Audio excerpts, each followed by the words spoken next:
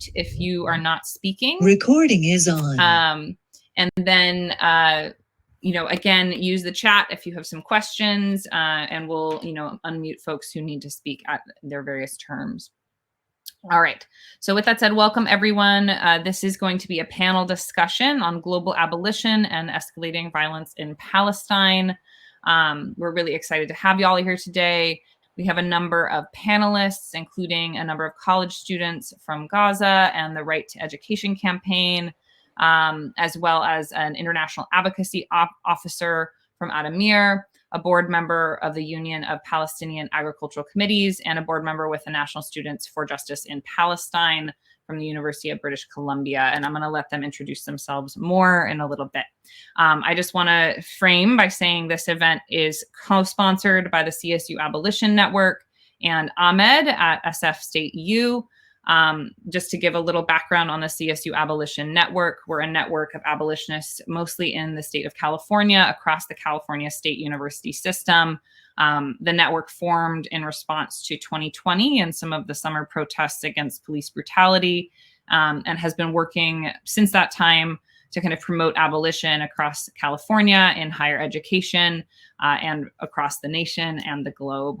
And so there's been a number of efforts that we've been working on, especially the abolition of campus police, but we also are very firmly in support of abolition globally, and this includes support for Palestinian rights and justice. And so this event today is going to touch on some of the current events happening in Palestine, as well as how we across the sea over in California can help support in higher education here in the California State University system. So with that said, I'm going to turn it over to Rabab to introduce herself and to introduce some of the speakers.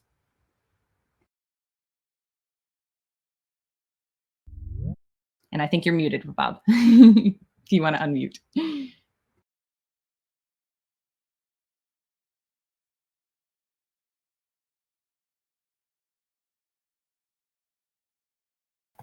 Still muted. Yeah. Every time I open a new screen, something disappears. Okay, so صباح الخير، مساء الخير، أهلا وسهلا فيكم. النشاط هذا راح يكون من شبكة بجامعة كاليفورنيا اللي ضد كل البوليس والسجون والاعتقالات والطالب بإقامتها كلياتها، وبرنامج آمد اللي هو البرنامج الأكاديمي للدراسات الجاليات العربية والمسلمة في المهجر. بنرحب فيكم كلياتكم. النشاط هذا صار لأنه صار في استجابة من النتورك تبعت الابوليشن بهاي الجامعة اللي فيها 400,000 طالب، لدعوة إنه لازم يكون في شيء ضروري على فلسطين بسبب وضع الحرج القائم، وبالتالي تمت الدعوة أنهم going to switch to English. I just explained what Amara said in English to Arabic, and that there was a call from us asking that this is really urgent, and Csu Abolition Network immediately responded and said this is not Sahad, it's in Arabic, in English. And so there is so what we have today, we have 2 students, and I'm trying to actually just get 2 activists from Gaza, actually from Aqsa and Al-Azhar University. We have 2 students from the Right to Education campaign from Bds University, and we have a student who's, as Amara said, on the board of National Students for Justice in Palestine from British Columbia in Canada, who has just graduated. And we have with us 2 representatives of the 2 Palestinian human rights organizations that have been banned, criminalized by Israel. There are 6 of them that have been banned. 2 are with us today. Milina Ansari from Ad-Damir, which is a prisoner support group, and Saad Ziadeh, who's a board member of the Union of Palestinian Agricultural Committees, who's from Gaza. So we will start with Milina, who will just give, everybody is going to speak, by the way, no more than 5 minutes. So if you use your 5 minutes in your introduction, that's it. There won't be any more time until we get to the questions. So I'm going to turn it over to Melina, and we look forward to more of this. And anybody who doesn't speak, please mute yourself.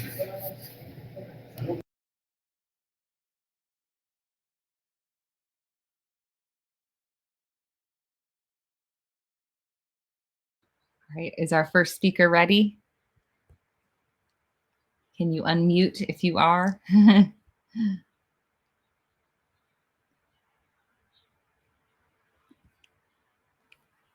Trying to get our order.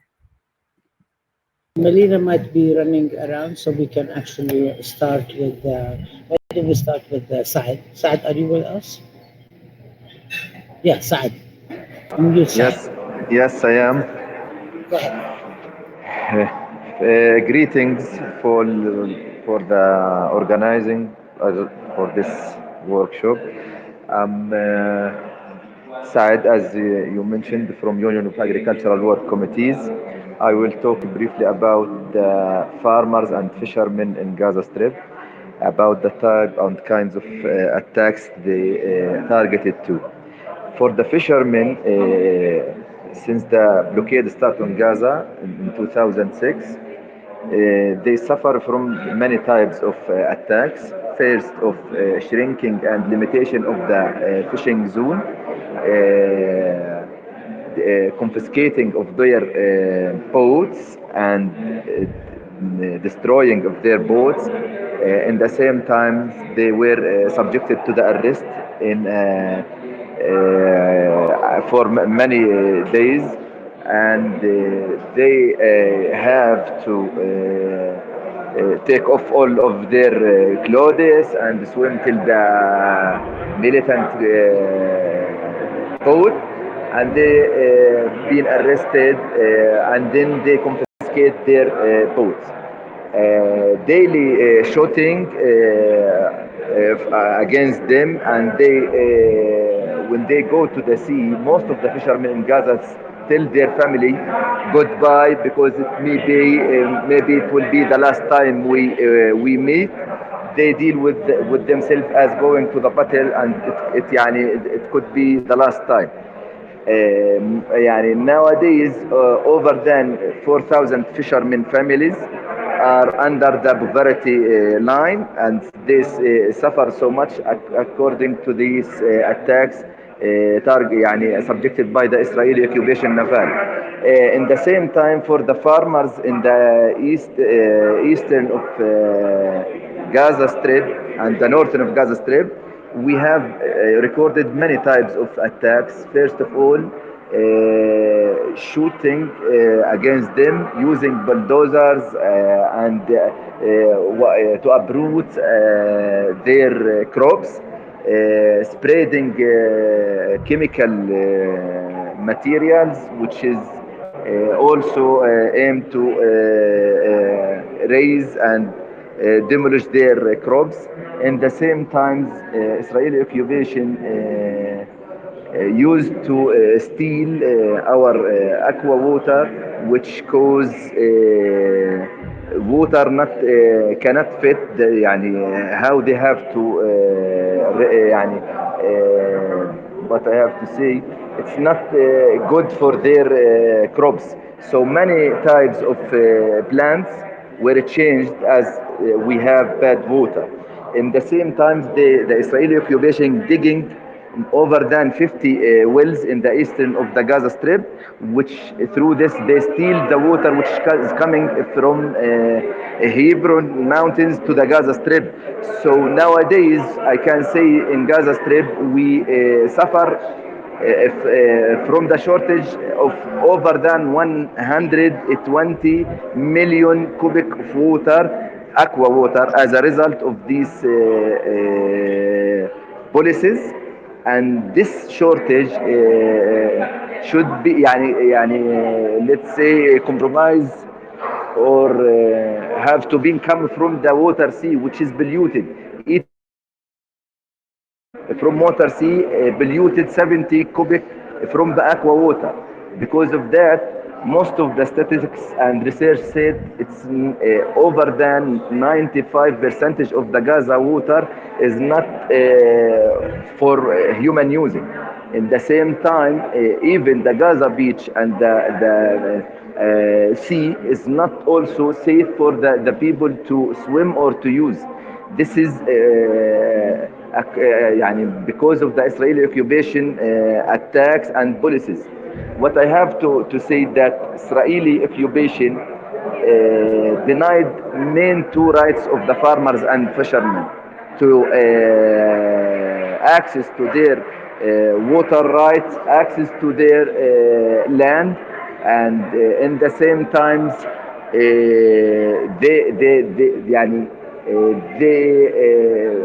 with the blockade, most of the exporting and importing of goods is not available, which is make it difficult for the farmers and fishermen. And I'm sorry because they are asking for me to go to speech in the General Assembly for the forum. That's fine, Saad. That's okay. It's good. Go ahead. Sorry, أنا you know that I'm يعني شوية ورد. Okay. Yeah. No. Just Sorry. Good luck, and we will have you again to come to speak about Gaza. Thank you so much. Okay.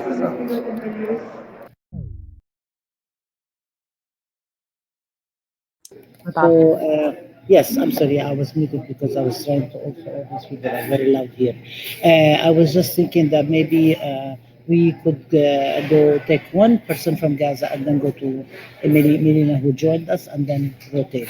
So which one from Gaza would like to speak? One of you just jump in, please. Hi, am I audible? Yes, we can hear you. Okay, thank you. My name is Shireen. I'm from Gaza. So Palestinians in Gaza have been struggling from the blockade posed by the Israeli occupation for more than 16 years now. The siege is basically posed by air, land, and sea since 2007. There are 4 basic borders crossings between the occupied lands and the Gaza Strip. These are Karam Shalom, Karni, Erez, and Sofa crossings, along with Rafah borders. It's with Egypt. All humanitarian, medical, and other supplies must cross these borders after massive security checkings. Imports are basically declined. Exports are blocked, and few Gazans are giving exit permits to the occupied lands in the West Bank. The siege has had a disastrous impact on social and economic situation in Gaza. It included posing obstacles on the entrance of gas line, electricity. We only have 4 to 12 hours of electricity a day in Gaza. Some areas like Khuza'a and the Bedouin village, for example, do not have electricity at all. Most food commodities and medical supplies are delayed or restricted due to security reasons, as they say. Most construction materials are banned as well, especially after the last aggression in Gaza. A lot of houses and buildings were destroyed, and yet they haven't been rebuilt yet. And 60 detention are not allowed to travel outside Gaza. In 2015, the World Bank reported that Gaza's economy was on the verge of collapse. And according to a report in 2021, more than 69% of Gazans are living in poverty, and 80% of them rely basically on humanitarian aid. So the movement of Gazans is fully restricted. 95% of Gazans do not have the luxury to visit any areas based outside the Strip. No one's allowed to cross these borders without any permission from the Israeli occupation. And if they were granted these permissions, they are rarely approved. So they can't visit friends, relatives, or even holy places outside Gaza Strip. The siege is also posed on education by preventing any external funds to support education in Gaza by any means possible, or even rebuild the destroyed schools as a result of the last aggression as well in Gaza. Did you know that schools here have 2 periods, a morning one and an evening one? Every class includes 52 students due to the lack of school buildings. So the occupation's policy and the siege is meant to isolate Gaza from the rest of Palestine, or even from the rest of the world, in addition to destroying any possible resistance and resilience left within them by depriving them of their basic human rights. We can talk about wood, food, water, freedom, education, and being safe. Being safe is very important as well. This has led to a massive loss of knowledge, life skills, great potentials that are still trapped here in Gaza. Thank you, Shireen. We will come. Thank you so much for this very. Okay. So, oh yeah, Mayar, no, maybe in the order, maybe it's not in the order. I would like maybe to go to Bir Zaid now and see if Munia or Mayar, you'd like to jump in and start the conversation, and then we'll just keep going back and forth. Okay. Can you guys hear me? Yes. Yeah. Okay. So I'm Mayar. I'm a student at Bds University, and Munia is my colleague, also a student at Bds University. We're volunteers at the Right to Education campaign. To give you a quick introduction, it was founded in 1988 at Bds University with the provision of legal assistance to students and teachers who were arrested for carrying books and attending classes in homes and community centers when all Palestinian universities were closed by Israeli military order. Since then, the campaign has sought to expose the systematic obstruction of Palestinian higher education in the West Bank and Gaza Strip. The Right to Education campaign seeks to develop and build capacity of students' human rights awareness levels and support research and human rights monitoring at all universities involved. So that's basically it for the introduction. Munia, would you like to go next? Go ahead. Yeah, sure. So my name is Munia. I am also, as Mayor said, a student at Bds University, and we're also like volunteers at the Right to Education. So basically, from what Mayor has said, we actually, our aim at the Right to Education is to document and raise the awareness of the issue facing Palestinian education under the Israeli military occupation, and build international campaign in support of the Palestinian students. So basically, the forms of violations that the students and academics as well encounter and face is the frequent closure of cities, hundreds of military roadblocks, and the construction of the apartheid wall that prevent thousands of students and teachers from reaching their schools and universities.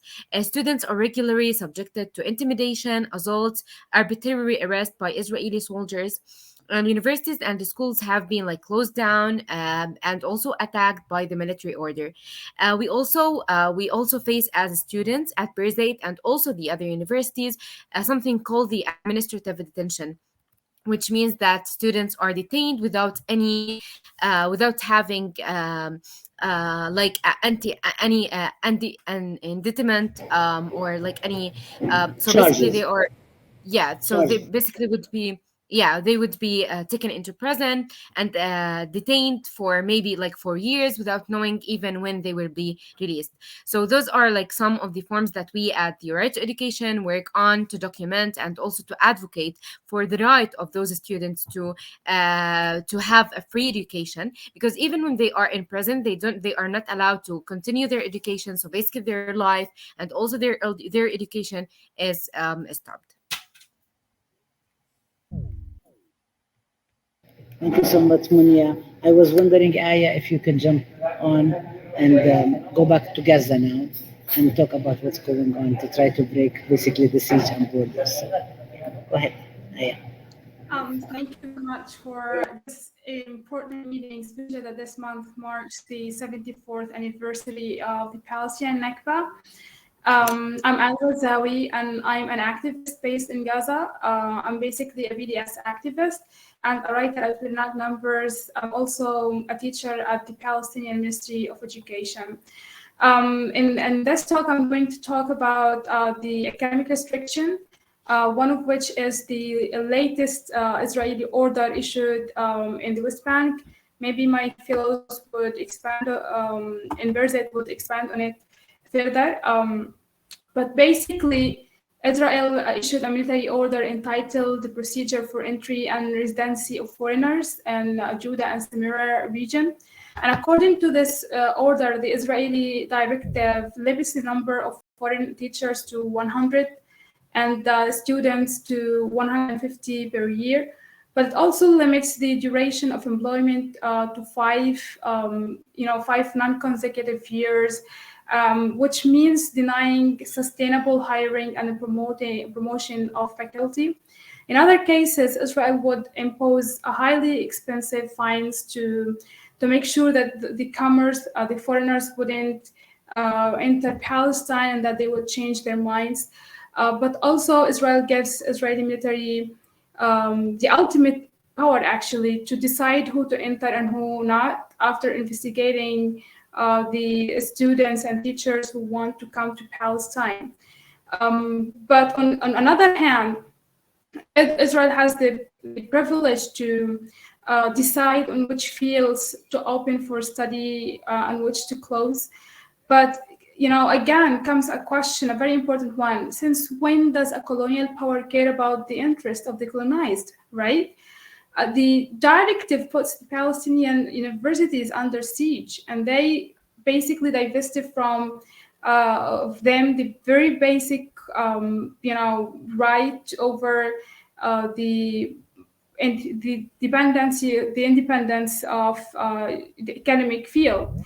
So the Birzeit University responded with a statement saying that the university, where faculty or employees have suffered for decades under a relentless Israeli military campaign that includes forced closures, campus incursions, limitations, and imprisonment. Of course, my fellow Palestinian comrades in Birzeit would tell us more about this. But coming back to Gaza, where I live and where I've been raised ever since I came to this life, I think it becomes even more dire because we are constantly subjected to Israeli belligerent aggressions, where Israel hits academic facilities, universities, colleges, even main roads, and it makes it very difficult for us to go to university. And if not, then it inflicts us with psychological problems and trauma that we have to deal with after these aggressions. But we don't have enough psychological supportive programs.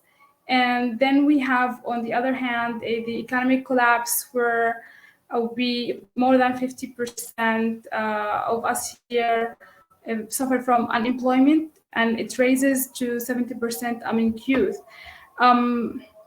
Maybe if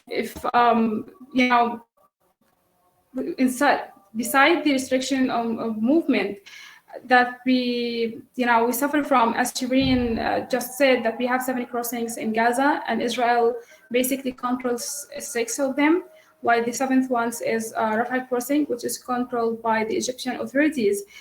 We don't have, the authority over movement. We don't get to leave Gaza or to come to it, based on our desire. And many students lost their scholarships abroad because they couldn't leave the Gaza Strip.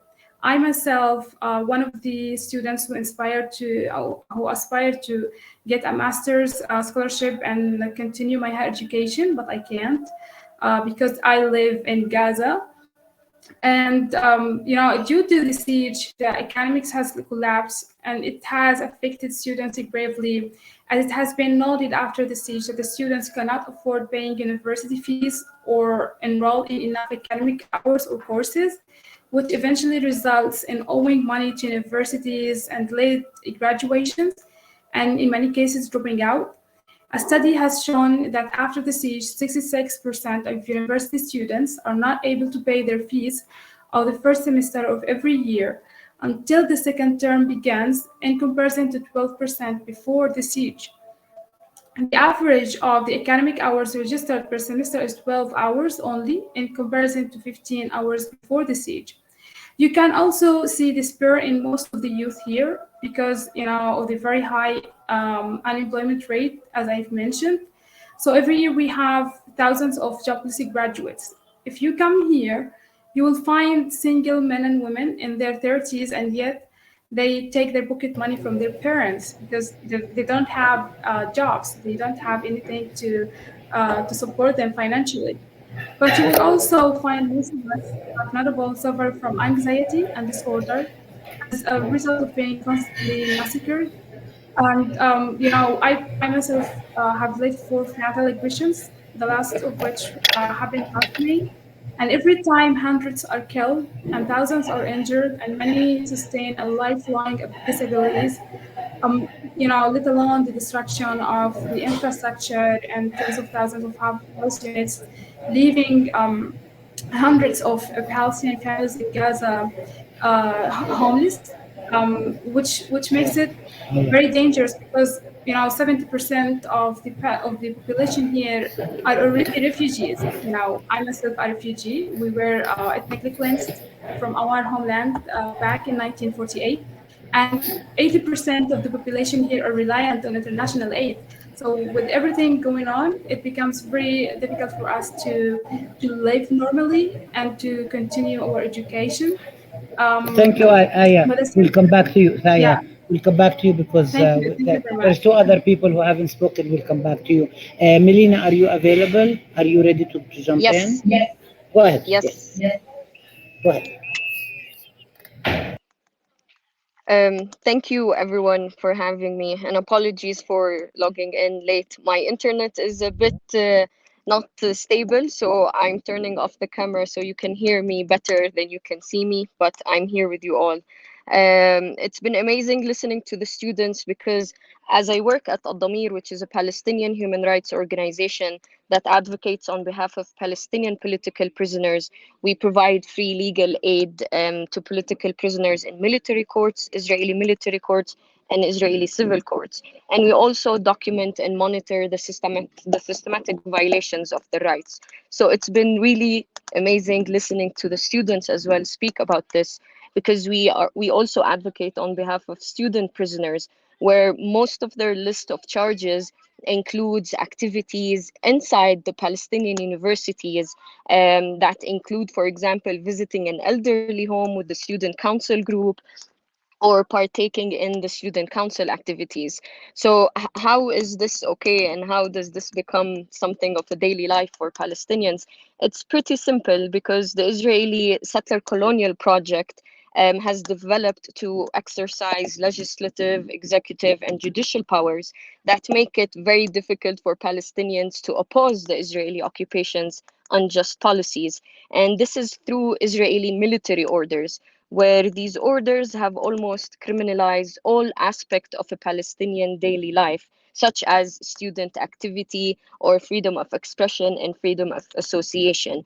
And then they are brought before Israeli military courts, where the judge is an Israeli military officer, the prosecutor is an Israeli military officer as well, and the law that is being used against the Palestinians is Israeli military orders, and the language spoken is Hebrew. So the whole system altogether makes it impossible for Palestinians to seek justice in the Israeli judicial system. Um, uh, since the conversation now is about how the situation in Palestine is, I would really like to briefly, Rabab, sorry, I know time is restricted, but briefly talk about the May 2021 Palestinian Unity Uprising, where the Israeli occupation increased its violations against the Palestinian people all across Palestine, whether in Gaza, Jerusalem, the West Bank, and the occupied 1948 territories. Like this year, it started during Ramadan, when the Israeli occupation forces restricted a lot of movement and started to arbitrarily arrest many Palestinians, which in line began the Gaza war against the Gaza war, and also a lot of reprisals and arbitrary arrests all across the West Bank. And why I mention this, because it's really important to highlight that what the Palestinian struggle has always been for centuries is to dismantle the settler project, to end the apartheid regime, and to protect Palestinian rights to self-determination, the right of return, and the right of freedom. So this unity uprising, in a way, removed all the fragmentation that the Israeli occupation relies on to maintain its control over the Palestinian people, and all the Palestinian people together, even the even the Palestinians in the diaspora, were highlighting the violations. It's important to me to mention this because it is a way to show the international community that Palestinians are aligned together to oppose this apartheid regime, and we need the international community to stand with Palestinian organizations and Palestinian people and Palestinian civil society. You've heard how the Israeli occupation restricts the right to education for students, but this is also taken on a broader context where recently 6 Palestinian civil society organizations were also targeted by Israel in its smear campaigns and broader silencing campaign, where it designated 6 leading organizations as terrorist organizations based on the vague and arbitrary Israeli counterterrorism law. This aims as what the Israeli occupation aims as a whole is to isolate the Palestinian community, to discredit their work, and most importantly, to cut any support from the international community. So the silence and the impunity that is constantly given to Israel against its systematic violations of Palestinian rights only increases their violations. So it's not only students, it's not only human rights defenders, it's the whole Palestinian people. And this is what makes the issue or the protection of Palestinian human rights a global issue and not solely for the Palestinian people. I believe all individuals, all the international community has a role in holding Israel accountable, and most importantly, recognizing the apartheid regime that is enforced on Palestine as a whole. Amnesty International, Human Rights Watch, and Beit Salem all have recognized this, and I believe this is the time where we also recognize it and hold Israel accountable. Thank you. Thank you so much, Melina. I think we would go now to Hanan Dudin from National SJP, and then we'll come back where Mayar, Munya, and Shireen will start the discussion and maybe kind of like saying, okay, so what do you think is most urgent, and where do we go from here? So why don't you take it away, Hanan? Hi, my name is Hanan from National SJP's Steering Committee. National SJP attempts to steer, provide resources, and guide all 200 SJPs across North America, so across the US and Canada. First of all, I want to say Ya'tikum Afiyah to all of the students that are here from occupied Palestine, Mayar, Munya, Aya, all of you. All the work that we do here in North America is based off of all the efforts and all of the work that you guys do in occupied Palestine. We lead by your example. So thank you so much for being here. I'm really excited and honored to be around you. For National SJP, I just want to follow up on what Melina was speaking about. Some of the biggest threats that National SJP organizers face and SJP organizers face on student campuses is the same attitude of silencing and censorship that, for example, Dr. Rabab has faced across the last decade in her work at San Francisco State University, the canceling of events, the blocking of attendance, the removal of faculty members, the removal of students, the suspension and expulsion of students even, has proliferated across the US and Canada over the last decade and has ramped up in intensity as it ramps up in intensity in occupied Palestine. This should be a concern for the Csu Abolition Network and for abolitionists everywhere because university students are being silenced, a direct threat to the supposed First Amendment right that they have as students. National SJP, as of right now, is highly concerned by the statements that have recently been published by the Anti-Defamation League that have recently threatened SJPs across North America with legal litigation, which is definitely a new threat that SJPs have faced. Although the reaction from the ADL is not new, they've definitely taken on Palestinians before, such as Muhammad al-Kurd. They continuously will attack Palestinian student activists, framing them as far left as possible in an attempt to portray them as extremists.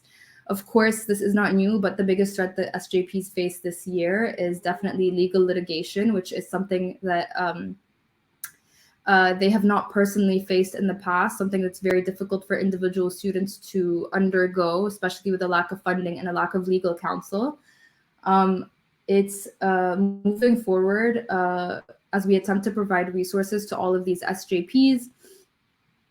we look to several examples across North America where students have been blacklisted for their activism, such as at McGill last year, where a blacklist was created in order to make very known the Palestinian students on campus and the Palestinian professor supporters on campus so that they can be explicitly isolated and removed from certain opportunities. Yeah, I'll leave it there so that we can answer some questions and come back. Thank you, Doctora. Thank you so much, Hanan. You wrapped a lot in a very short period of time. And so I think it maybe be Mayar, Munya, and Shireen, you spoke less than your time.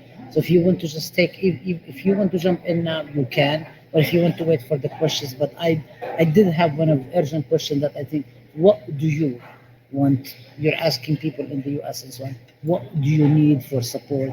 What are the things that you're struggling, you're fighting on your own, so maybe this question is that. But what do you need? Go ahead. Okay, so to answer this question, it's going to be a lot. So it's divided between me and Munia. We're going to talk about the life of Palestinian students. So one of the questions is, are you afraid of getting arrested or criminalized?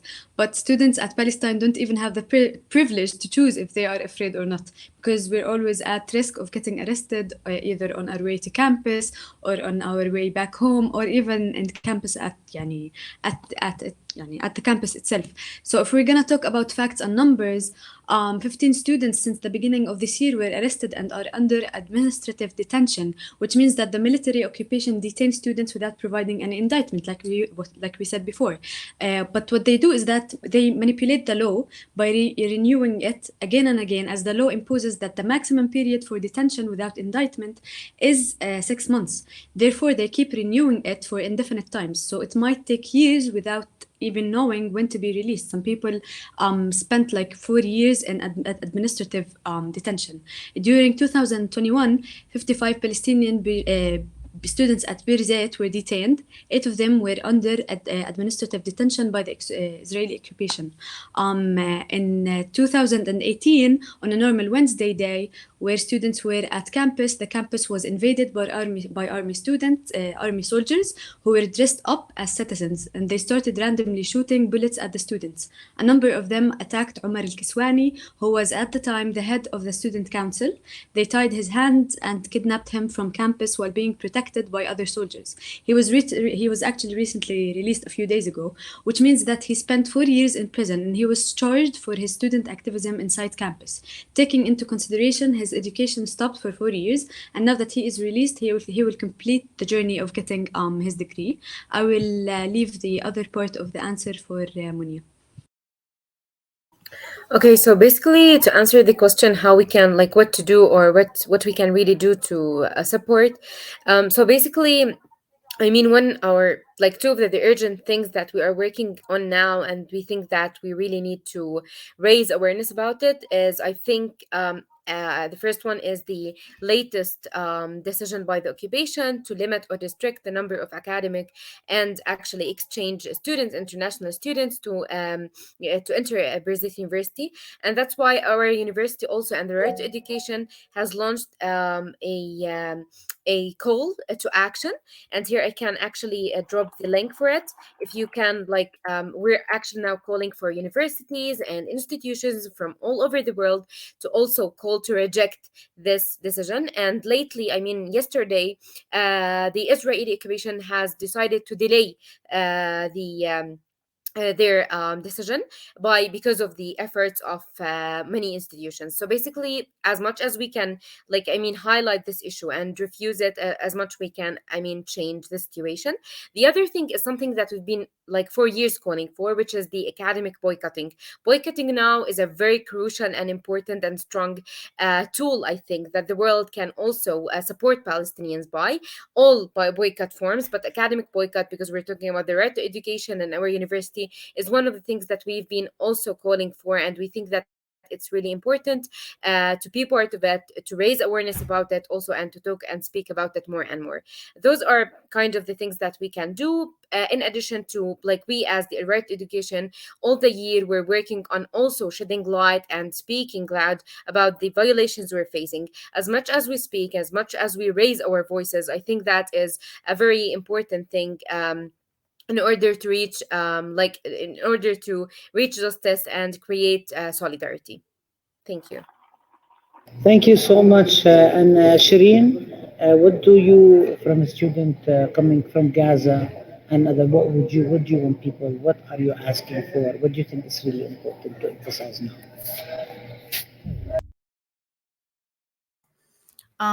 Yes. So basically, as I said, wear awareness at the beginning. Many people do not know that Gaza is trapped, and people from Gaza cannot leave to other places in Palestine, like Jerusalem, the West Bank, and everything. We can't leave Gaza, so we should spread awareness of about our location, where we stand. I think people should be up to date on the events that happens daily in Gaza, whether in Gaza or the West Bank or any other places in Palestine. The powerful impact. I think they should spread awareness on their social media platforms. So yeah, basically that's it. Thank you so much, Shireen. I'm just being very wary of the time. It's we have like 17 minutes left, and I would really like our colleagues from the CSU Abolition Network to kind of like maybe go around and raise questions. People will take notes, and then whoever can take it. So let's see if you, each person. I know John had a question, and then we'll go to anybody else wanted, Amara, Lee, Teresa. Please go ahead, John. Take it away and pass it on to the next person. Thank you, Rabab. And thank you, everybody, for taking the time. I'll jump right into the question.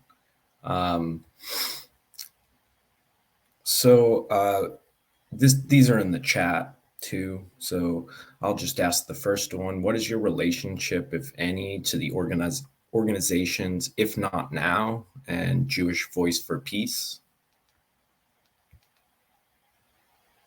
Pose the questions, and then we can like outsource them. So I think this is something that maybe even Hanan can respond in SJP. You want to go on to the next one? Yeah, okay, I'll read it. Sure. The second question is, we know that thinkers are the enemies of colonialism. Are there any influential thinkers from Palestine that you think the audience might look into? And the third one, it's a little long, but in the West, many believe that revolutionary violence is off limits in both theory and practice, while simultaneously believing that colonial violence is an inevitable fact of life we must accept. But for a thinker, for instance, like Frantz Fanon, violence is a precondition for liberation. Do you have any recommendations for how to discuss revolutionary violence with people who are scared to talk about violence?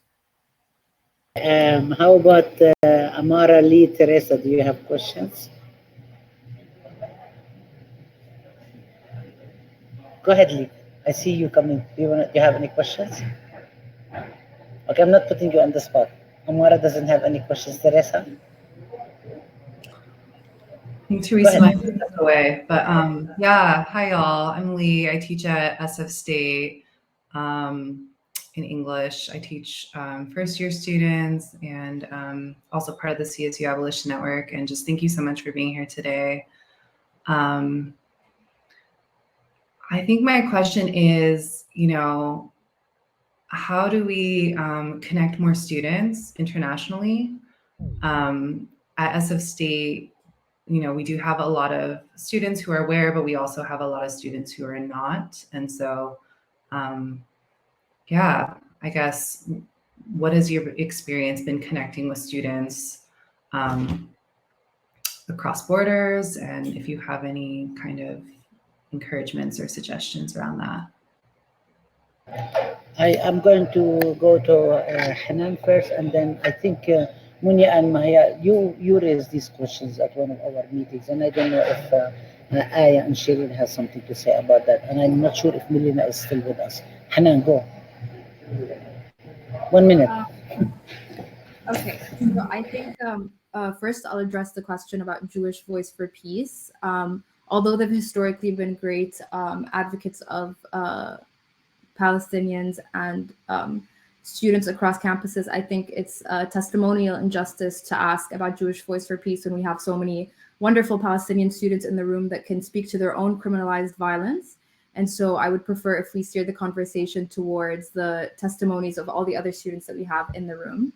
I can answer, however, the third question about the way that violence is viewed in the West. As for National Students for Justice in Palestine and for a lot of students such as myself that have operated on university campuses, I think the portrayal of violence by Palestinians on the ground in occupied Palestine has been heavily influenced by an Orientalist ideology. And so while Palestinians are consistently viewed as violent and as the ones that are actually inciting violence in occupied Palestine, this doesn't take into account all the work and all of the propaganda that Israel really puts forward in order to portray Palestinians this way. It takes a lot of media and it takes a lot of effort to portray Palestinians throwing stones at tanks and at armed soldiers as the violent, oppressed entity. There's like a very big skewing of the picture here that I think that we should be very cognizant of. I don't want to cite international law because it doesn't start and end with international law, but obviously under international law, all occupied people have a right to their own self-defense. And if you consider, Palestinians using their right to occupied self-defense as violent, then I think that's a highly racist ideology to be following.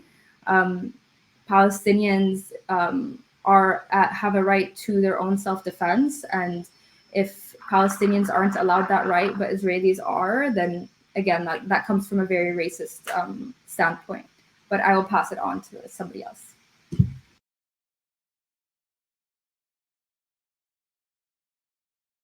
Rabab, I think you're muted. Saying Shireen, you haven't spoken in a while. 1 minute each. Shireen, Munya, Mayar, and then Ayam. Go ahead. Shireen, تفضل.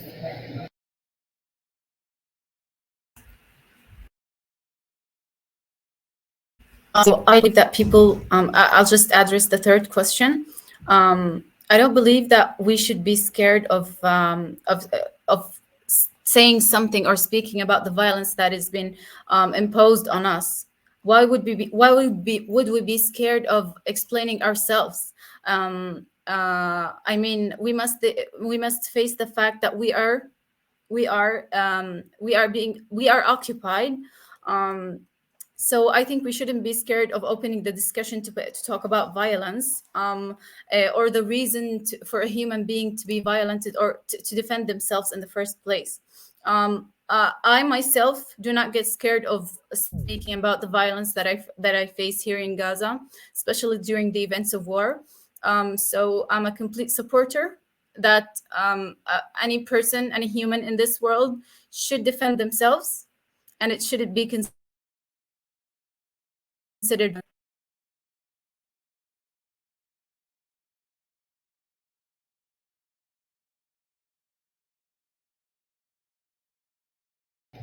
Shireen, you get cut off. Are you still with us? Can you speak? Go ahead. Yes. Am I audible? Yes. Yes. Yes. So I'll be about the question that said that thinkers are the enemies of colonialism. I think there are many thinkers here in Palestine. I think the audience should check. I had a professor or a lecturer. His name is Haidar Eid. He has a book. I don't think I can memorize the book's name, but I'll surely recommend it to some of you when I have the name. It talks about Palestine and what actually happens here in Palestine. People could listen also to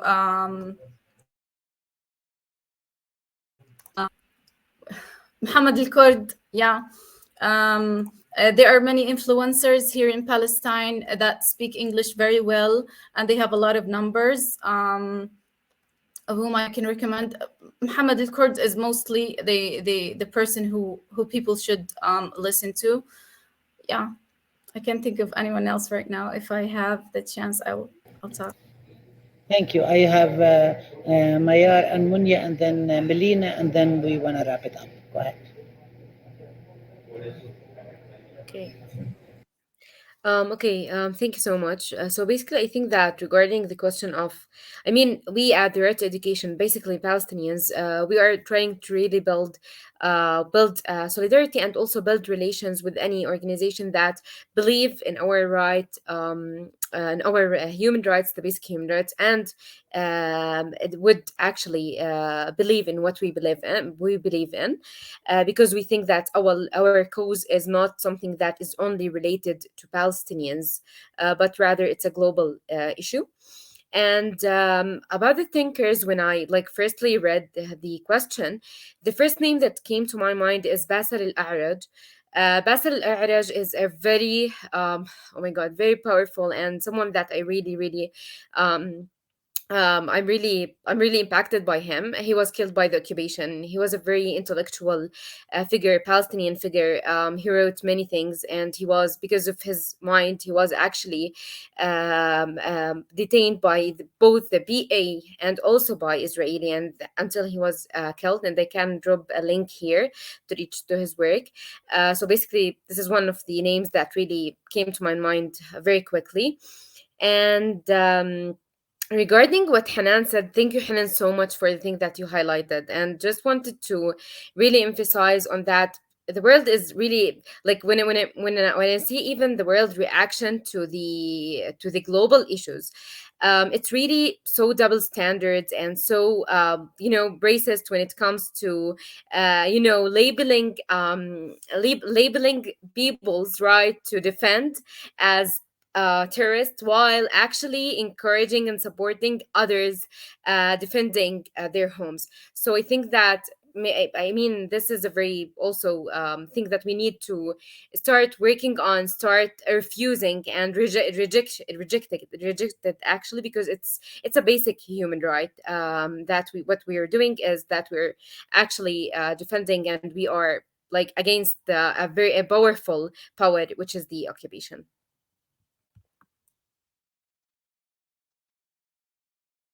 To answer your question, to answer your question, Lee, I'm sorry if I pronounce your name wrong. So there's actually intersectionality between us and other students of in the world, because the right to education is a fundamental human right and basic to human freedom. So we should all be working together in solidarity with Palestinian students and other students around the world, because we are some subjects at the university, they are banned from being educated because they the occupation do not like them, or they are very violent, as we talked before.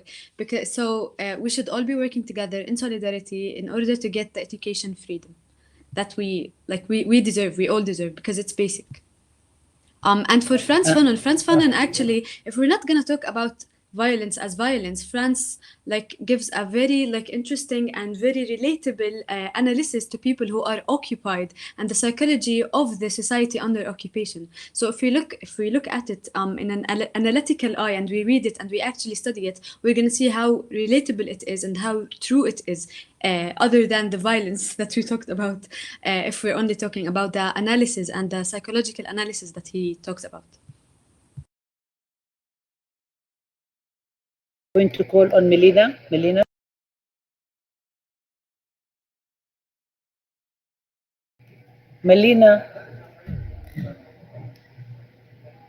Okay, so now she got cut off again. Okay, so we have 4 more minutes left. I would like to just go into thinking about recommendations. What do we want to do? What are some of the ideas? I will start with my side, that I think doing more of this.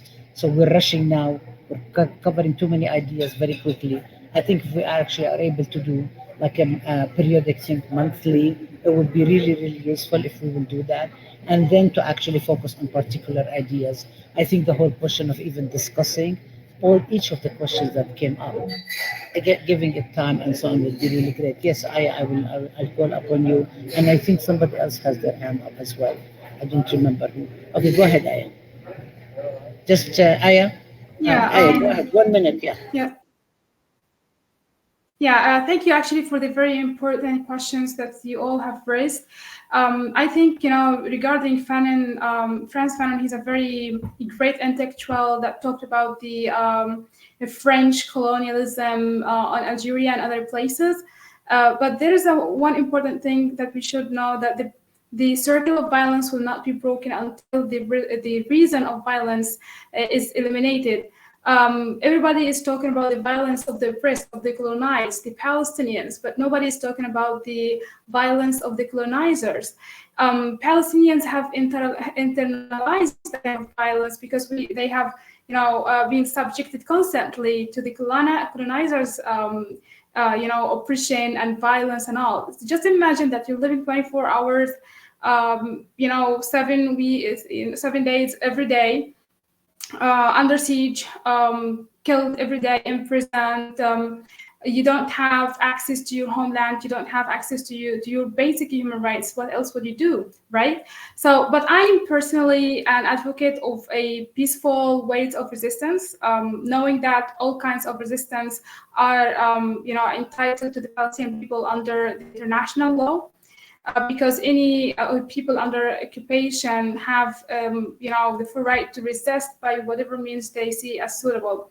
But again, I personally advocate for boycott, divestment, and sanctions, known as Bds Movement, which is a very peaceful movement that calls for boycotting Israel, divesting from Israeli companies or even any other companies that profited from the multi-layered system of oppression that Israel represents, and to impose sanctions on it until it ends its war crimes and crimes against humanity, and comply by the international law, as happened, in South Africa last century, when everybody sanctioned apartheid South Africa, and it led eventually to this dismantling of that system in 1990.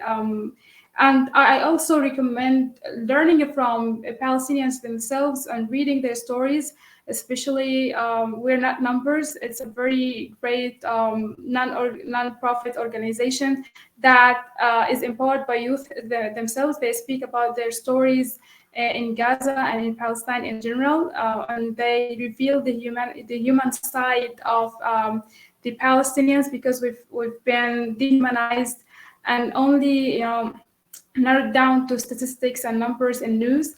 I would also recommend reading for Edward Said. He's a very great intellectual.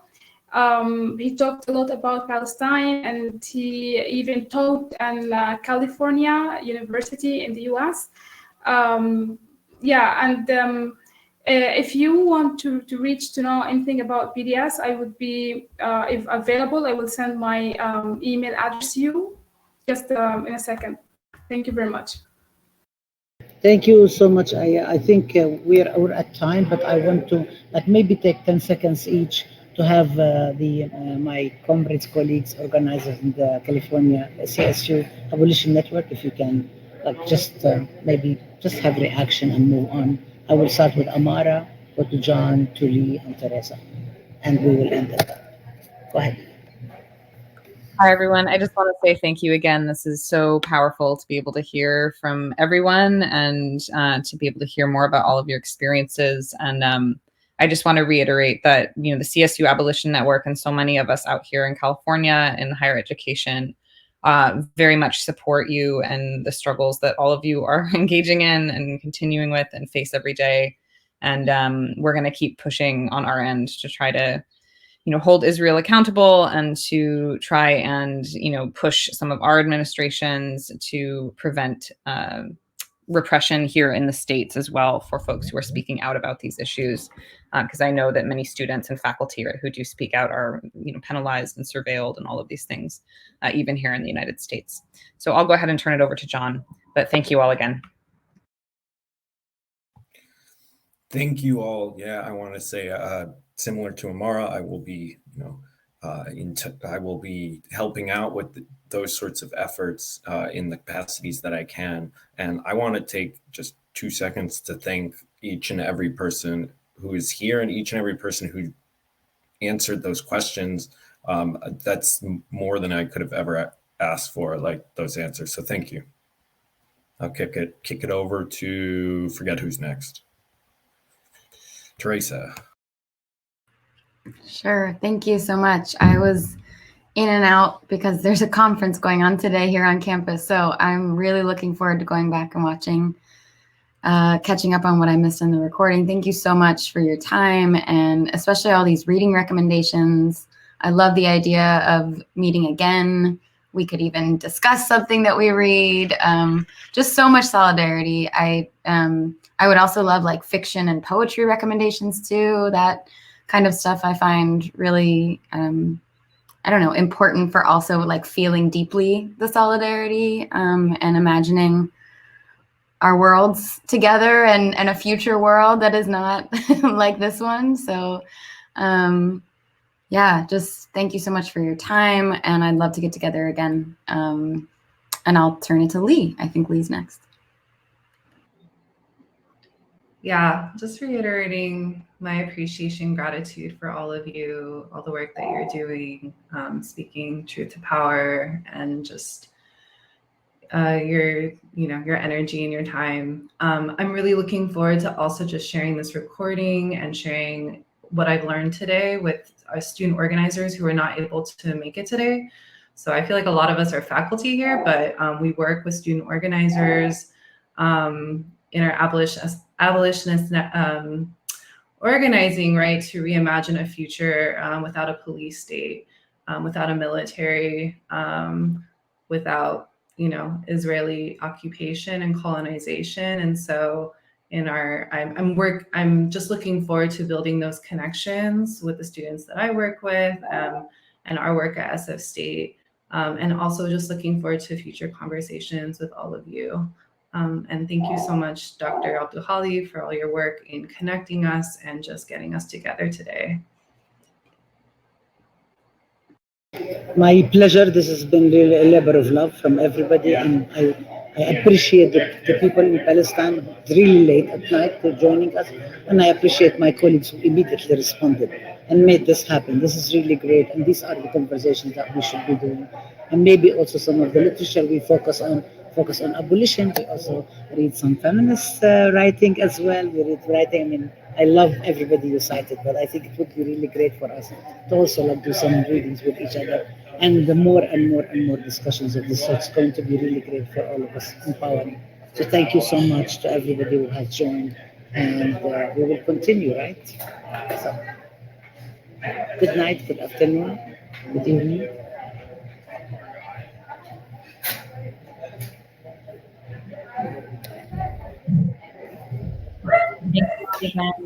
Good night. Bye. In touch. Take care, y'all.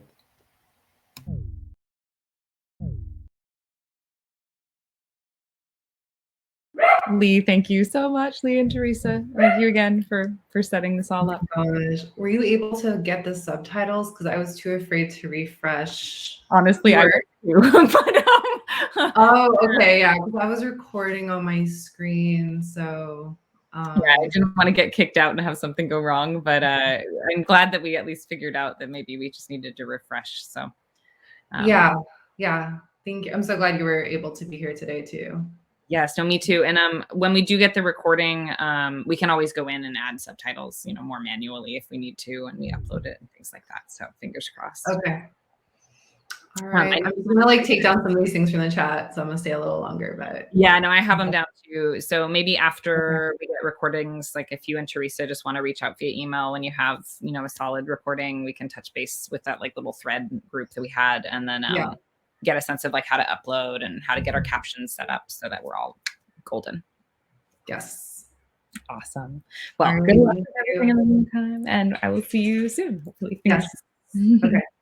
Bye. Bye, everyone.